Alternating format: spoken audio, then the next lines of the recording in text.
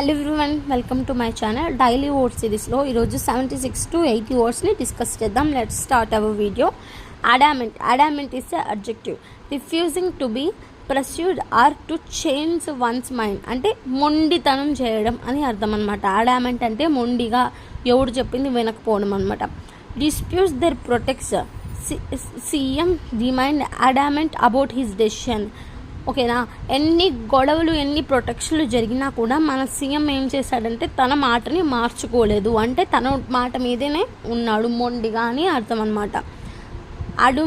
అడుమ్రేట్ is a verb to give only the outline, అంటే కంప్లీట్గా వివరణ ఇవ్వకుండా సగం సగం చెప్పడాన్ని అడ్యుమరేట్ అంటాం అనమాట. The protects objectives were enumerated in the report. The project protect కాదు, ది ప్రాజెక్ట్ ఆబ్జెక్టివ్ అనేది అడామ్రేట్ ఇన్ రిపోర్ట్లో ఎలా ఉందంటే సగం సగమే ఉంది అని అర్థం అనమాట.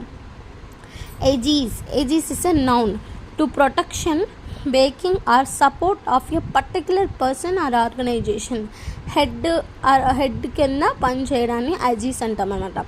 The project were under the aegis of government. మా ప్రాజెక్ట్ ఎవరి కింద ఉందంటే గవర్నమెంట్ కింద ఉంది, అండర్లో ఉంది అని అర్థం అనమాట.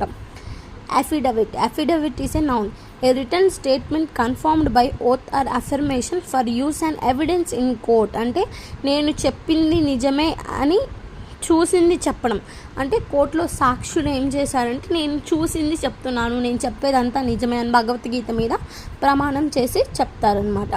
The witness signed an affidavit assisting to the events she had observe. తను ఏమైతే అబ్జర్వ్ చేసిందో దాన్ని నిజము అనేది కోర్టులో చెప్పింది, దాన్ని అఫిడవిట్ అంటాం అనమాట.